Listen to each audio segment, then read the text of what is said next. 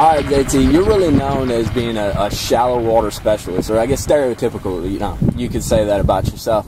But I've noticed over the past couple years that you've been kind of making a migration offshore, and you're definitely cashing some checks that way. What really drew you to start fishing offshore and changing that focus from that skinny water fishing to doing stuff that's a little more structure-oriented, off the bank? You know, one of the things that's really driven me to really get into offshore fishing a lot more is basically once the spawn was over, I got tired of getting my butt kicked. And this is how I make my money. It's how I make my living. It's how I got a mortgage. I got a light bill just like everybody else. And, you know, I got bills to pay and I got to pay them. And I was tired of in the summertime, unless it was a real heavy grass lake, like say, Champlain or Gunnersville or something like that. I wasn't doing real hot with sticking with the shallow water, and I had to adjust and adapt. And so I migrated offshore, and I took my licks for a year or two, but I really learned how to use my electronics and to trust my electronics. And when it says there's fish down there, there's fish down there, and you got to figure out how to catch them. Just the same as when you see a grass bed that just looks right and has a lot of bait fish and stuff, and you trust your own instincts that you know there's fish in that grass bed, because if all the characters line up, where the clean water and the good healthy grass and there's bait fish in it, and you just know that there's bass in there, well, all the same characters line up when you're fishing offshore. You know, if you see the bait and you see the fish on your graph. I mean, fishing offshore, actually, to me, once I got into it, it's actually easier because you have a graph that tells you if there's fish down there. Like when I pull up to a grass mat or something, I don't know that there's fish in there. You know, I've been fishing all my life, and instinctually I may know or not know that it's a good spot, but I don't truly know that there's fish in there. When you're fishing offshore and you have your graph, it doesn't lie. It tells you if it shows fish down there, they're there. And that was one of the main things.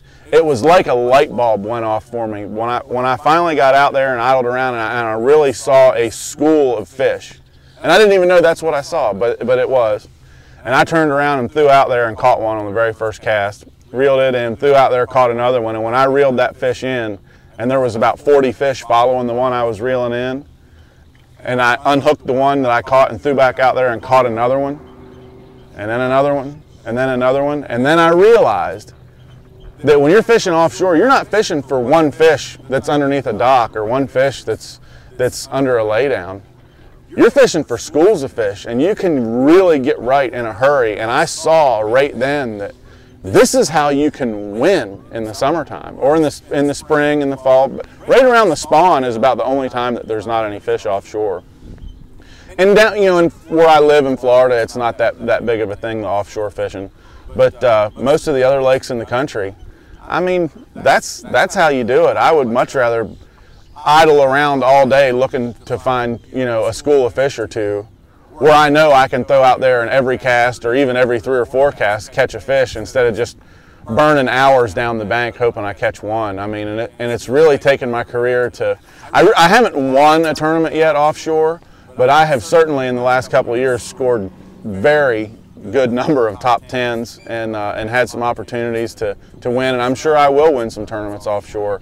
But it's just, it's taken me to a place where I have a lot of confidence in it now, and it really, when you learn how to fish offshore, like I said, you're fishing for schools of fish, and it totally changes your mindset.